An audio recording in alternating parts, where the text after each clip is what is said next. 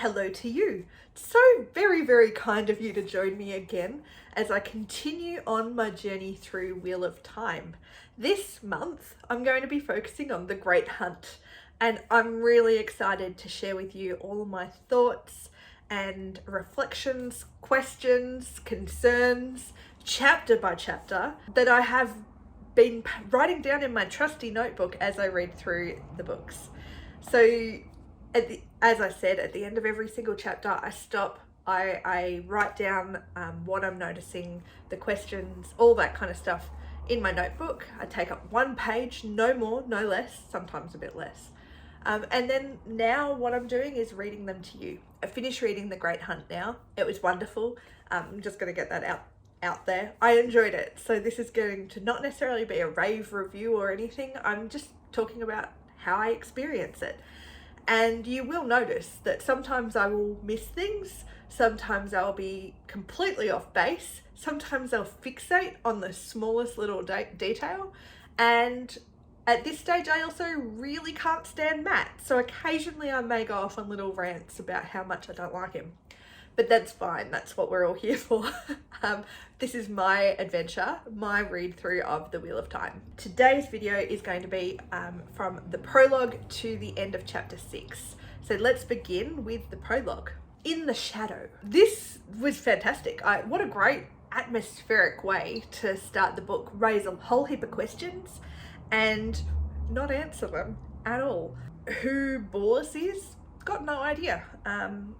I thought that, like, Bors, the focal character of this scene, thought maybe was a white cloak, which is a possibility, but he didn't seem to recognise the boys, especially Perrin, so it can't be a white cloak that we've already seen in the Eye of the World. Is he a dark friend? It appears that way, but there seems to be a few questions as to whether he really wants to be. All we can probably tell at this stage is he's not going to be a good ally to our original crew that we met in the Eye of the World. The Dark One is not dead like Rand thought.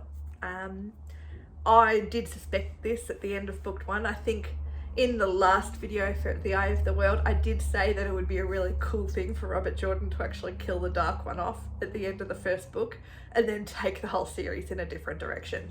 This obviously means that Robert Jordan and I are not on the same wavelength, and he didn't think that was a great idea. But it does show that he's clearly misjudged Rand as a character, as a person, but I doubt that he'll do that again in the same way. He has been not defeated, but he has been injured, and there is that lasting sort of repercussions. He's obviously not as well in his his face has been injured. So I think it was definitely too easy what happened at the Eye of the World. It couldn't have been the end of that journey, of that sort of adventure threat. But yeah, so we'll see exactly what he's got planned going forward. There are so many possible enemies sort of tentatively introduced in the prologue. It's whether they all appear in this book, I don't know. I'll be interested. I think my plan will be at the end of filming all these videos to go back and reread the prologue again, not now, but at the end, and see whether all the little things that have happened in the prologue, whether it's set anything else up or whether it's just set up the story for the Great Hunt. I've got lots of questions, but more importantly, this prologue made me want to keep reading to find out exactly what was going on, and that's the sign of a really good prologue. Chapter 1, The Flame of Tar Valon. There's some really nice moments here between Rand and Lan. I can imagine Lan understands more than most what it means to have the weight on your shoulders like Rand does. Given Lan's history, I can really see why the two of them can maybe have struck up a little bit of a friendship, a mentorship, something along those lines. I'm not surprised by Rand's sword's origins. I half expected it to have a story behind it. I mean, swords in fantasy often do have stories. We'll probably hear more about that at some point. That's my guess at this stage anyway, that this sword will actually have a deeper meaning to it than just this being a sword. There is an undercurrent here. Lan asking Rand why he hasn't left, but knowing a lot of those answers already, I feel that Lan is a thinker. He notices a lot more than maybe what other people give him credit for. I'd say he's quite valuable to Moraine in that sense, if Moraine thinks to let him note his observations in their meetings or things that he notices. But I think the interactions between Rand and Lan in this chapter really give just as much insight into Lan and what he sees in Rand than just telling us a little bit more about Rand and why he hasn't left yet, like he keeps saying that he would.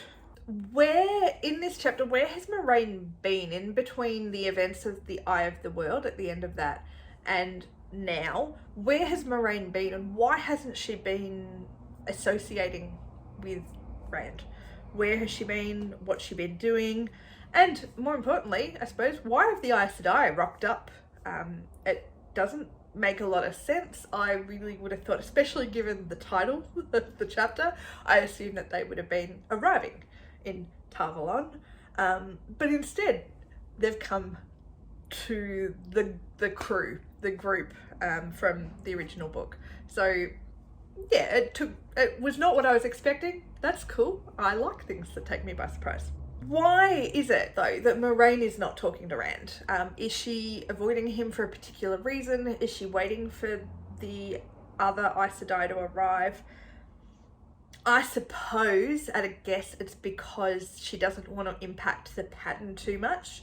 She's aware that the pattern is still forming and every little thing that she does could impact it, and she doesn't know how it will impact it. So she's being very careful about how she influences it. And Rand, I suppose, must forge his own path, and that means that he needs to be able to do this without her guiding him, telling him what to do. Also, if she told him to do something, who knows if he'd actually do it. So there's always that. The big question at the end of this chapter is he going to run away, or is he going to continue with the original group, especially the other villagers, the people from Eamon's Field? Is he going to continue his journey with them, or run away like a crazy person? Why would you run away and be alone when you've got people wanting to kill you? He does think the Dark One's dead though, so maybe he thinks he's safe. Chapter 2, The Welcome. I love the scene of the women seeking to embarrass Rand. I just think it's great. That's the kind of scene that just flavour. It's a little bit of humour. It just amuses me. I can picture it, and I just love those little bits of things that don't necessarily, as far as I can tell, have greater meaning. They're just fun, and it's always great to have a little bit of that relief in between the more serious stuff. I wonder how the other villagers are going with the communal bath situation. It's an interesting little bit of world building there. It's very accurate to have different cultural, societal approaches to bathing and nudity. I like this.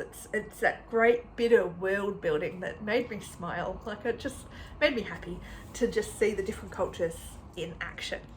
The welcome ritual, even though the Amyrlin seat has never visited, it would be really something pretty cool to see. It would be something to behold.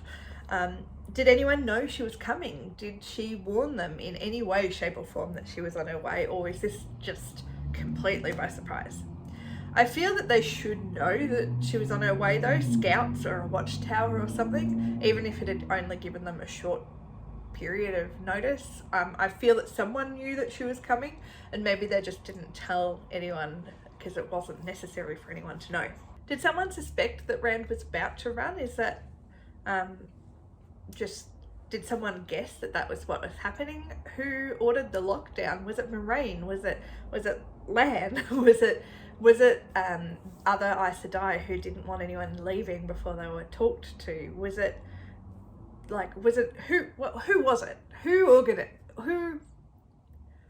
organized the lockdown? That's what I really want to know.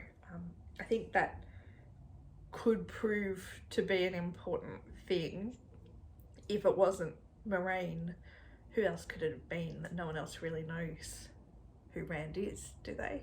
Basically what I noticed here is that Rand is kind of just, his approach seems to be, if I ignore it, it'll go away. It's not really practical. He's going to have to get ahead of problems at some point, and I think that will be, in the series, that will be the turning point in a way, for Rand, when he starts proactively planning for things as opposed to reacting to what's happening. Because right now he has just sort of gone, I can wait, I'll leave when everyone else leaves and nothing will go wrong. I'll be able to leave whenever I choose to. So he's sort of just letting life happen. He'll need to start acting proactively at some point, won't he? Hopefully. Chapter 3, Friends and Enemies. Rand's really worried he's losing his mind, feeling like there are eyes in the wind. That's a fascinating image right there. The smell of rotted graves makes me think something is going on here. What that is, I honestly don't know, but he needs to talk to Moraine. I know that he doesn't trust Moraine, and I know I keep saying they need to talk to Moraine, but I think the sooner they get into the habit, all of the villagers, as soon as they get into the habit of, if something unusual happens, go and talk to Moraine or someone who they can trust. As soon as they get into that habit of being able to do that, I think it will really help their success rate a little bit. At least Lan knows about the wind pushing him earlier, and I assume that maybe he might pass that on to Moraine, if he believes Rand that it happened. It was really kind of like Rand kicked a puppy when he was rude to Lowell. Even Perrin, who I wish wouldn't keep his secret, but you know, goes to show how little trust the boys have with each other. Maybe they don't have, like, maybe they were friends but for convenience sake and there wasn't a proper friendship. But oh, it was like kicking a puppy. Poor Lowell. Like, seriously, Rand, treat him better. He did nothing to you. Gwen helping Rand find a hiding space feels really accurate. That's exactly what I can imagine Rand doing. Trusting someone else to help him out. It's actually a pretty good plan to hide in the women's quarter. He might hear something important while he's there as well, while he's trying to hide. So, dual purpose. I really do feel that this is exactly what a Gwen would do in this situation, so it feels so right for her character. And visiting Fane in the dungeon, like, if anyone was going to do it, it makes sense that it's a Gwen as well. I think it shows something about her. I'm still trying to put my finger on exactly what we're learning about a Gwen in that situation. I don't know that it's compassion, because I don't feel that it's entirely based on compassion that she goes to visit Fane, but there might be some of it. It also might be wanting to do something different, that sense of adventure. I don't know. It seems Fane may have been getting better, may have been breaking his connection with the Dark One, but whatever is coming for Rand, the wind, is the wind coming for him? Is that a thing? It's also affecting Fane, so whatever was happening, I can't imagine, even if Fane was getting better, I can't imagine that now that's going to work. Is the anger he feels due to his mental state or the situation, the wind even? This is Rand in particular. I had to keep reading to work out who I was talking about. Rand is angry even with a Gwen, and that was before seeing Fane. So for example, he's angry with her for her braids or her lack of wearing a braid and leaving home behind. And it's probably more that he's angry with his entire situation and he's taking it out on a Gwen, but he's really quite angry about the whole thing, and fair enough. But Rand, come on, you can't keep taking it out on your friends. You're going to need them at some point. I think there's only so much that they'll be able to accept from you given everything that's going on. So just be careful, Rand. Chapter 4, Summoned. Our first glimpse into Moraine's thought process. Question there, how old is she? I'd be curious to know exactly how old she is. But she is on edge around the politics of the Aes Sedai, which sort of says, like, it sort of suggests that she doesn't spend much time around them because she's not comfortable with it, maybe. We still don't get much of an insight.